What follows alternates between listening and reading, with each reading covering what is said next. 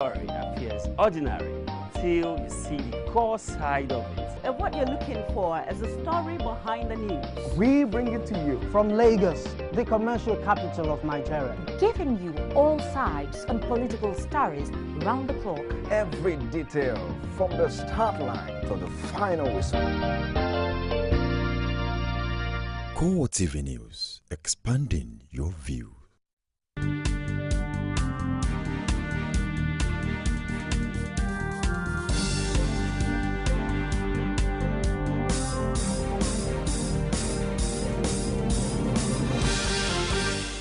Good to have you join us on CoreTV Primetime News Weekend Edition. I am Gift or Gete. In our major story, Adamawa imposes fresh curfew across the state as Governor James Ngilari seeks the face of God over Boko Haram.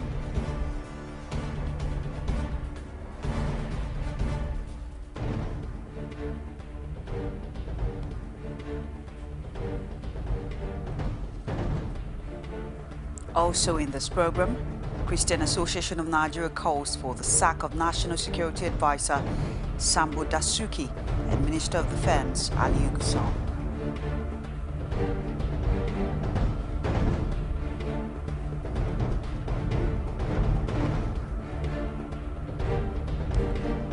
Ekiti State's Governor Ayodele Fayose restates importance of stomach infrastructure.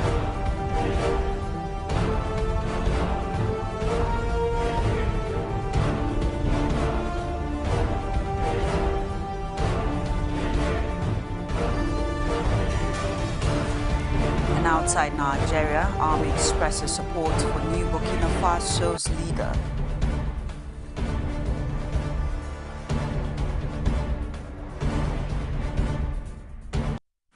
Thanks for staying tuned with us. Now, details of the headlines and other stories. Due to the increase in Boko Haram attacks in some parts of Adamawa State, the government on Saturday slammed a curfew on every part of the state. Though there has been curfew in some parts of the state for some time now, the government made the declaration in a press statement signed and issued by the Secretary to the state government, Ibrahim Welye. The curfew will now commence from 9 p.m. to 5 a.m. daily. However, it stated that those on essential services and with permit are allowed to carry out their duties.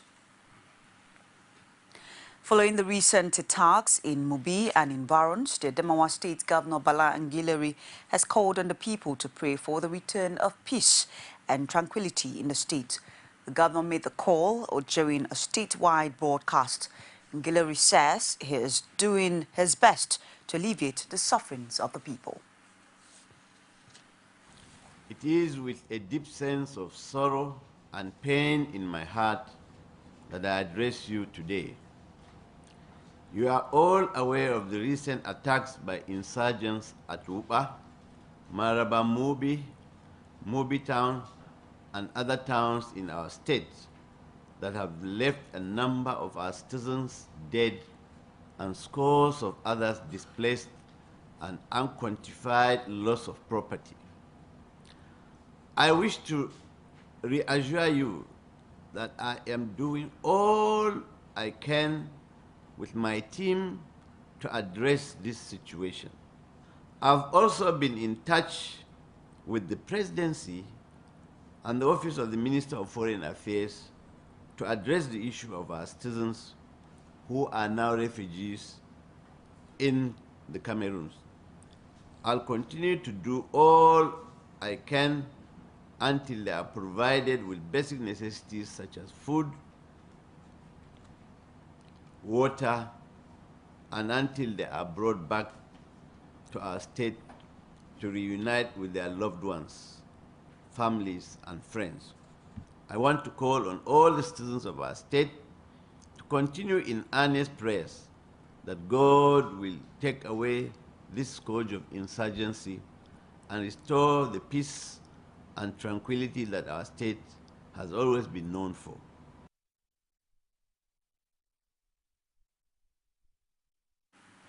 The The Christian Association of Nigeria has condemned recent violent attacks carried out by members of the Boko Haram Islamic sect on Christians and churches in Adamawa and motor parks in Gombe State.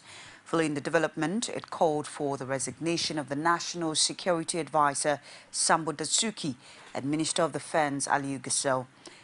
While the attack in Adamawa State was said to have also affected civilians, police stations, prisons and military formations in different parts of the state, the bomb explosions at the Gombe Motor Park was said to have killed over 30 persons and left several others injured. Camp therefore wondered why the NSA and the Defense Minister have not voluntarily resigned their appointments for poor coordination of relevant agencies to tackle the security challenges in the northeast region of the country, despite the huge budgetary allocations for the purpose. The General Secretary of CAN, Musa Asake, in a statement issued on Saturday in Abuja, maintained that the recent insurgency in the northeastern part of the country had confirmed the association's position all along that the Islamic group has no other mission than to take off all Christians in the region and install an Islamic regime. And now to Ekiti, where the Ekiti State Governor Ayo Fayose is comparing his stomach infrastructure initiative with the social security package of some of the developed economies of the world. Fayose maintained that without adequate care, especially food for the citizens, government or governance might be impossible. He also argued that he has no regret relating with people at all levels. On stomach infrastructure, Christmas is coming. Why do people go out of their way to be shopping, to be buying this, to be encouraging this, to be giving gifts? It's just to make the heart of a man happy. So for me, I am grooming chicken now, broilers, plenty, rice, all sorts. I will buy all yams you cannot sell. I will buy dodo that you cannot sell. I will bring it back, but buy them. If I give you chicken, you and your children will be happy people at Christmas.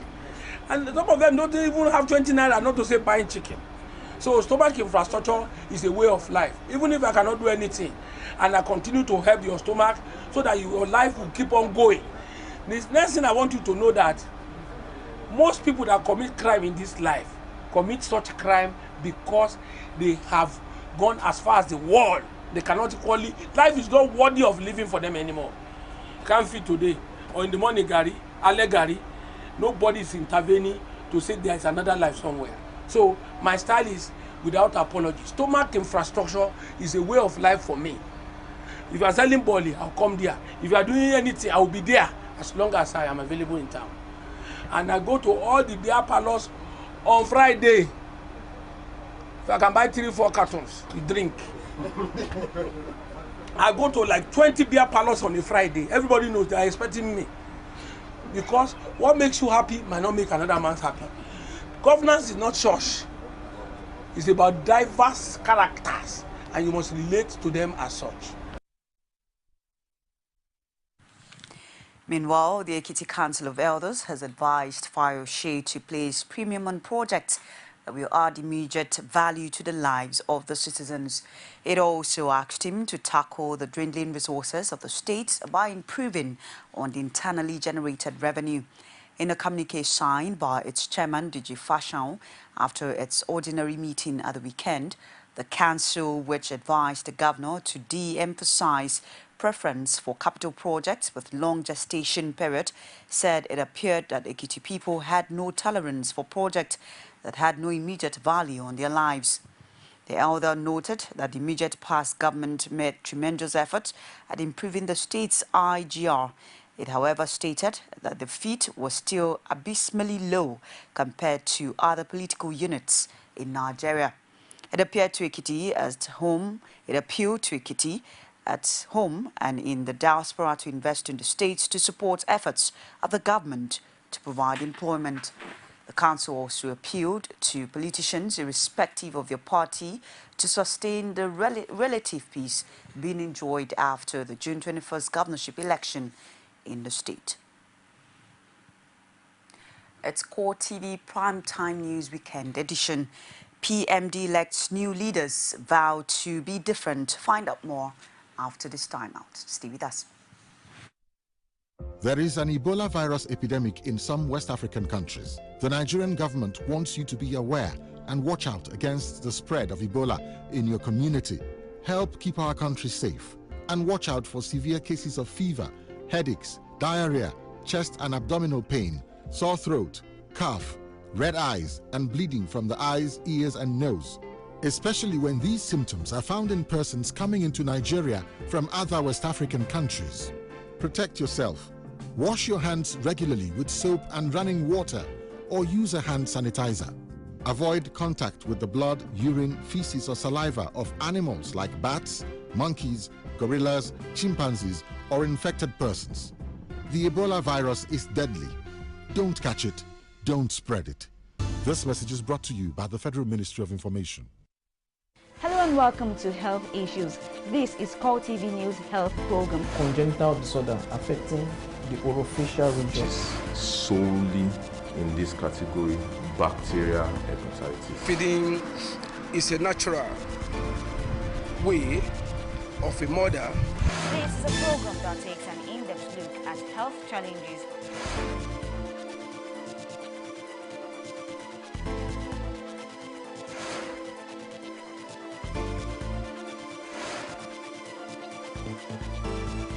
Faced by humans in our society. Health issues only on CoreTV News. You're still watching CoreTV Primetime News, the weekend edition. A quick reminder of our headlines. Adamawa imposes fresh curfew across the state as Governor James Ngilleri seeks the face of God over Boko Haram.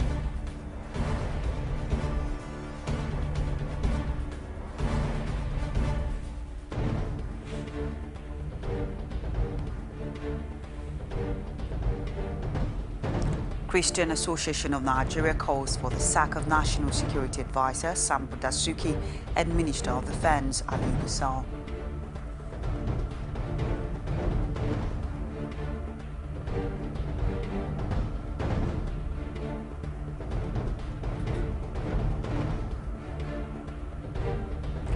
Ekiti State's Governor Ayodele Fayose restates importance of stomach infrastructure.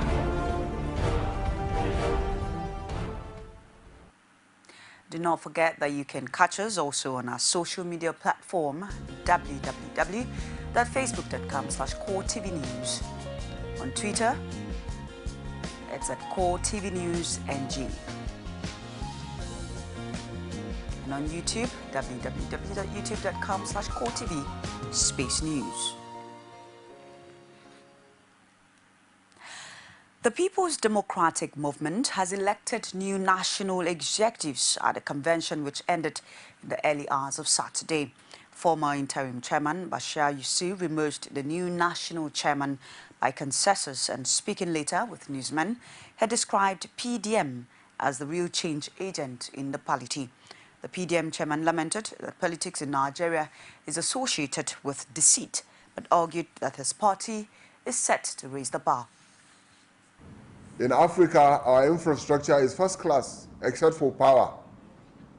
Our roads are first class in Africa, in the context of Africa. Although we are at zero in power, in power supply. But in Human Development Index, employment, infant mortality, all the things that, quality of education, all the things that develop the human being. In Africa, we are in the bottom 10. Without bringing this country back together, Nigeria will not go anywhere. So the first and most important item on the agenda of the People's Democratic Movement is to play a role, a leading role in reuniting this country. To take religion, ethnicity, and section out of our political arena. Nigeria today is said to be the largest economy in Africa. But the largest economy in Africa, with 175 million people, have 110 or 112 million Nigerians living in poverty. So it's a country of great inequality. It is our responsibility to democratize opportunity so that prosperity becomes the right of every citizen of Nigeria, not the right of a very few.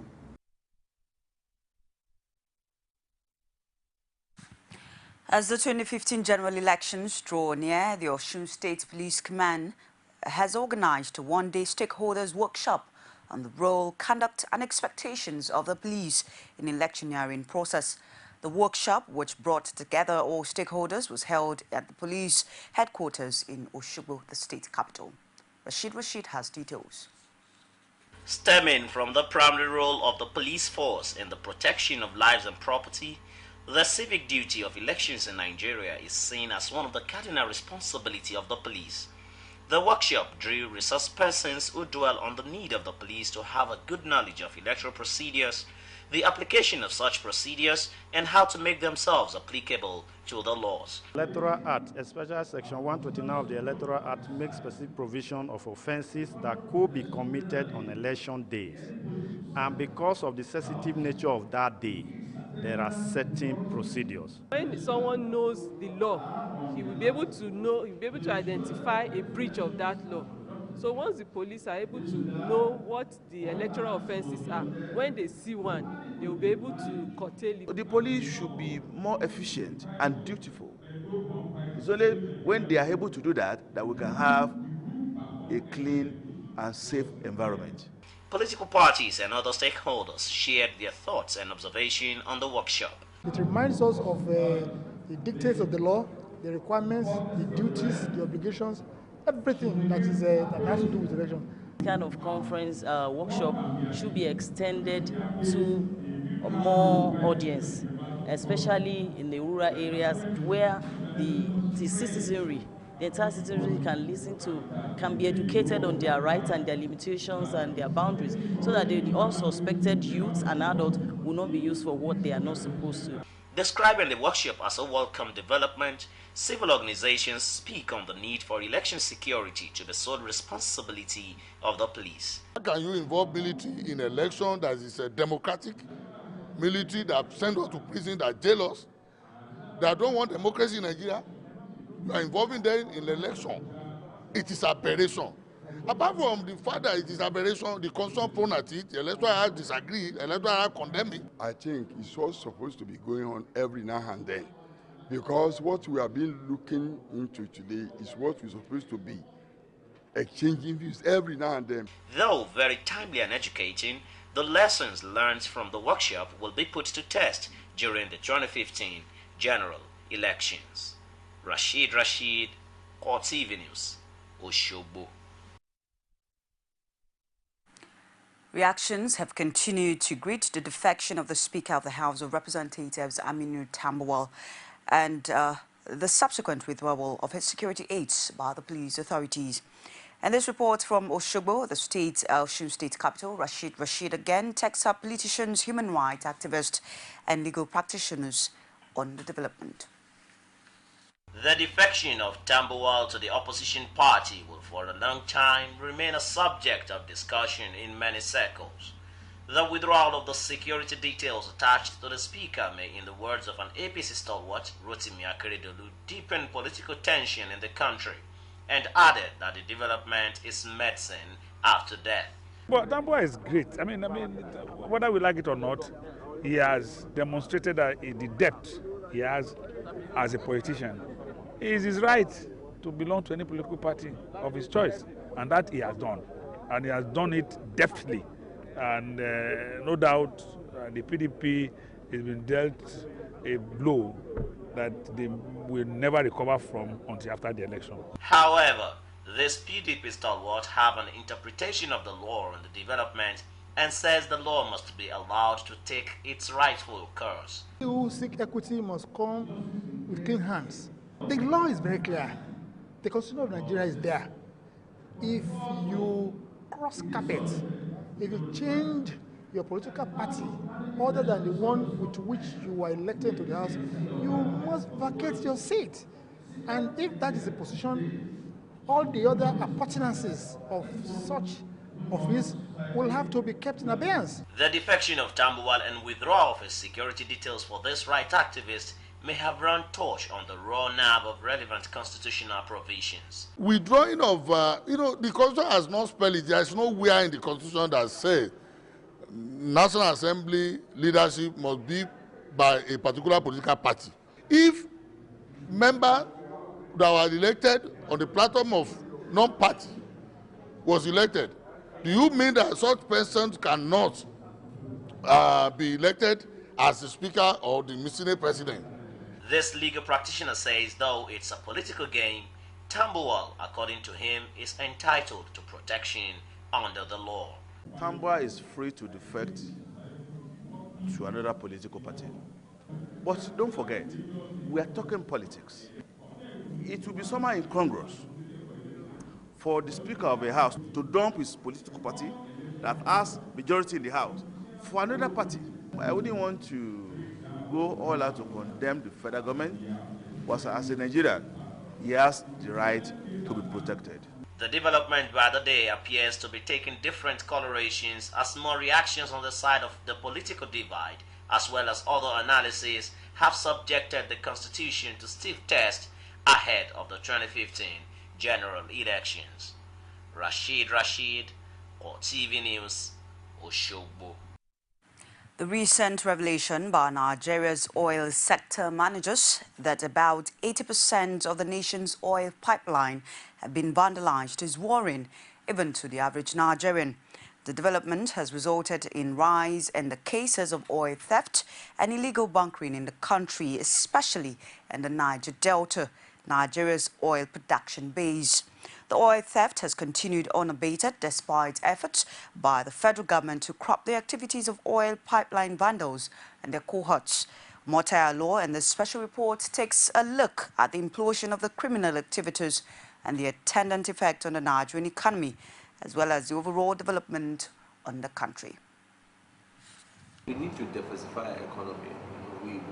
One of the key issues is that we cannot continue to be, and we keep on saying all the time, a monoproduct economy. There's need for us to look at other sources of revenue.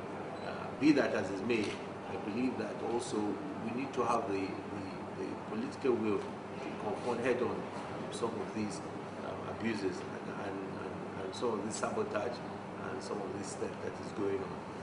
This security alert by the Chairman Senate Committee on the Environment and Ecology, Bukola Saraki, leaves much to be desired, especially as it concerns the far-reaching damaging effects of oil theft, an illicit trade that involves the theft of crude oil and its derivative products through a variety of different mechanisms with significant economic, social, environmental, governance and security implications, and contributed immensely to the poverty was recently confronted by the Nigerian Navy at the Majidun waterways in the Ikorodu area of Lagos. The community is enmeshed in extreme poverty, depicting the poor standard of living of its people. But there appears more to this, as the look of the environment tends to shield the activities of the perpetrators from the prying eyes of security agents. For this retired Nigerian colonel, the theft of oil would continue unabated if the poor are being relegated to the background. He added that Nigeria will continue to be economically vulnerable until it pays more attention to other resources outside oil. So long as there are no other sources and the officially gathered fund from the oil cannot be properly shared, there will be stealing of oil. We cannot deceive ourselves. People will beat it. People will die on it. People will smuggle. So long as we are depending on that mono product as a means of our sustenance. But if we diversify, then there will be less pressure on the oil, and stealing, theft will reduce. Illegal practitioner Malaki Ugwomadu says corruption in high places has hampered the fight against oil thieves. It is not their responsibility to get a few scapegoats just so that you give the signal to people who may be tempted to go into that by effectively prosecuting those who are culpable and those who have been arrested for oil theft. Recently, after successfully intercepting over 2,050-litre containers containing oil products on the Majidun waterways and its surrounding creeks, the flag officer commanding of the Nigerian Navy Western Naval Command, Somi Alade, says oil thieves cannot be identified except they are caught and made to reveal their accomplice. We need more resources so that we can procure more seagoing platforms, then we can procure more weapons, then we can also procure all other, items, relating to our operations, at sea.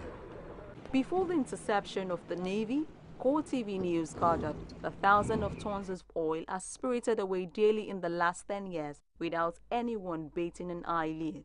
Apart from the activities sabotaging the economy and putting public finance in jeopardy, the aquatic life of the community has been destroyed while security of residents in the areas hosting the illegal businesses is under serious threat. However, some Nigerians believe there can't be a smoke without fire and called on government to take a step further by probing oil industry experts who are involved in the dirty business. The worry for them is the vandals could not have developed the expertise to vandalism of oil pipelines without internal connivance. Omota Yoalo, CoreTV News, Lagos.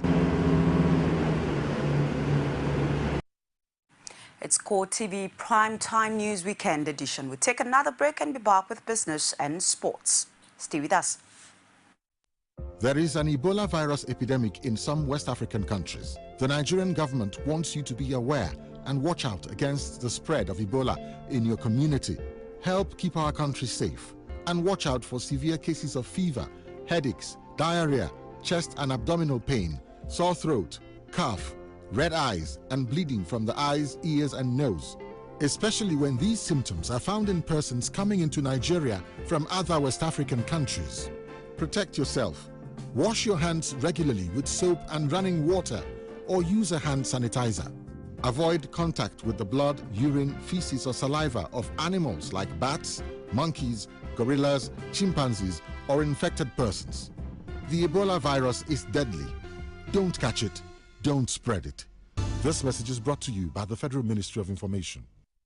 You can now watch CoreTV News live from anywhere in the world on our website, www.coretvnews.com. Click on Live TV on our website and watch us live. And welcome to CoreTV Primetime News. To follow us on Twitter, click on Twitter icon on our website.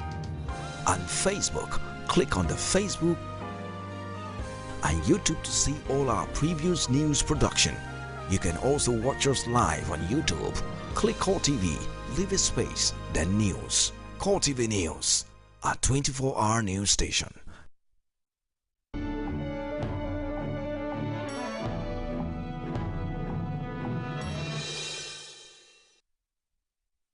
Good to have you still. Stay tuned. Now on to business. Market operators in the Nigerian Stock Exchange have attributed the recent decline in the capital market to uncertainties in the country. According to them, the uncertainties are due to a number of factors, ranging from insecurity in the country to the 2015 general elections. Interest in the equity market has also slowed down, especially as foreign investors seek other portfolio investment. According to a member of the NSE, Charles Faruba, activities of politicians ahead of the forthcoming primary elections is also a factor in the market. And of course, we have mentioned uncertainty in the political climate, uncertainty in Nigeria. Today we just heard of a bomb blast somewhere in Gombe State. All these are also contributing to the downward trend in the market. When prices are coming down, what is the option for investors? Investors can come into the market, look at equities that have good fundamentals and buy into those equities at this cheap price and be very patient. Like I always quote Warren Buffett, he said, if you cannot own a stock for 10 years, then don't own it for 10 minutes. So investors begin to have long-term perspective about the market.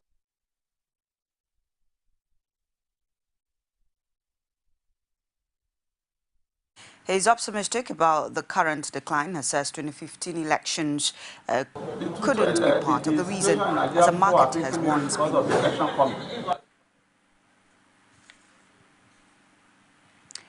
Increased liquidity is expected to boost demand for Nigerian local debt next week after state-backed Rescue Bank Assets Management Company retired about 867 billion naira worth of bonds. Yields on the benchmark 10 years bonds fell this week after local pensions increased demand for bonds. Local pensions are expected to play a big role in the market, with most offshore investors remaining on the sidelines due to falling global oil prices and a decline in the value of the naira. The naira has been under pressure over the past 5 weeks because of weaker oil prices. Dealers said yields on the 2024 bond dropped to 12.56% this week from 12.62% last week, while 2016 yields fell to 12.12% against 12.58%. The 2022 paper fell to 12.57% from 12.66% last week. And now to sports. Tens of thousands of people have attended the funeral of South African football captain Senzo Mehiwa in Durban. Mehiwa, 27, was shot on Sunday, apparently after burglars entered his girlfriend's house near Johannesburg. Mehiwa's death shook South Africa and has highlighted the high rate of violent crime in the country. The funeral took place at the Moses Mahida Stadium in Mehiwa's hometown of Durban. Many of the mourners were wearing T-shirts with a picture of Mehiwa, who was widely seen as an inspiring figure. Mehiwa's coffin was driven into the stadium, followed by Orlando Pirates players and officials. Mourners cried as videos were played showing Mehiwa training and playing football. Following Mehiwa's death, South Africa's domestic football league postponed this weekend's match scheduled Johannesburg derby between Orlando Pirates and rival Kaizer Chiefs. Police say a suspect had been identified in Mehiwa's killing after an identity parade. The man, named as Zanakule Mbatha, 25, faced charges of murder and armed robbery at the court hearing and is due to appear again on 11th of November. Police had offered a reward for information on the attack. Andy Murray's winning run came to an end with a straight set defeat by world number 1 Novak Djokovic in the quarterfinals of the Paris Masters. The Briton, seeking his 12th win in a row, lost 7-5, 6-5 against the defending champion in the 1 hour and 41 minutes. Murray, who has lost all 4 matches against the Serb this year, will now take a week off before the end-of-season World Tour finals in London. Djokovic will face Japan's Kei Nishikori in the last 4 in Paris. Murray, 27, has played 23 matches over the past 6 weeks, winning 3 titles, and could not prevent the Serb from winning the final 5 games of the match as fatigue took its toll. But the Scot has already achieved a major goal by qualifying for the tour finals and has win over Grigor Dimitrov on Thursday.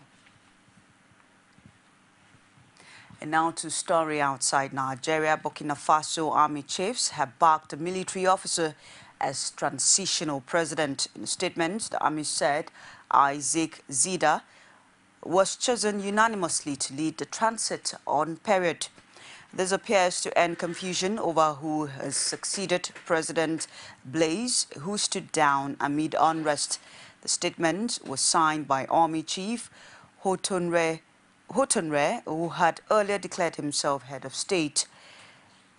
Blaise, who quit after 27 years as president, fled the country and is now in transit the capital and is now in a neighboring Ivory Coast.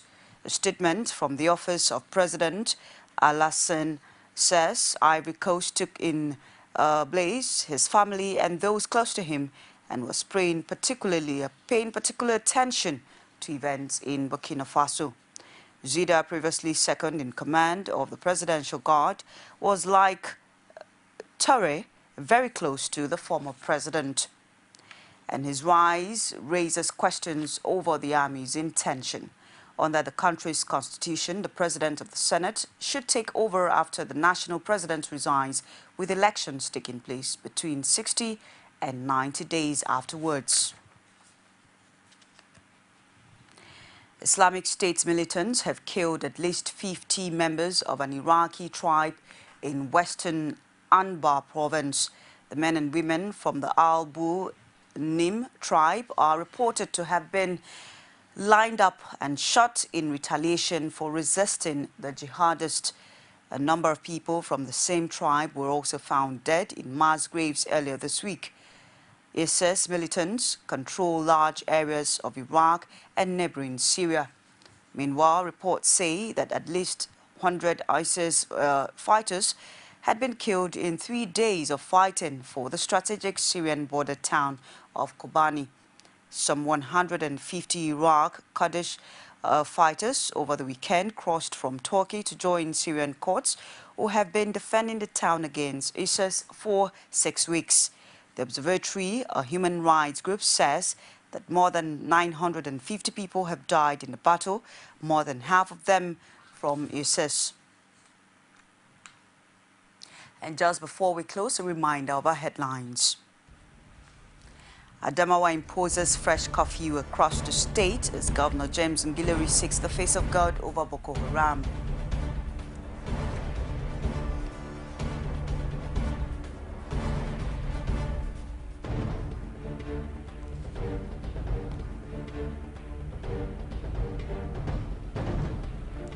Christian Association of Nigeria calls for the sack of National Security Advisor Sambo Dasuki and Minister of Defense Aliyu Gusau.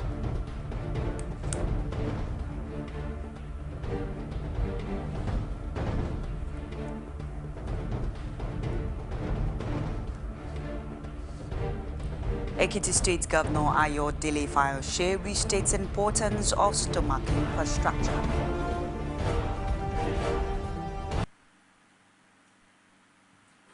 And that ends our show for tonight. On behalf of the entire news crew, I am Gift or Getter. Have a good night, best.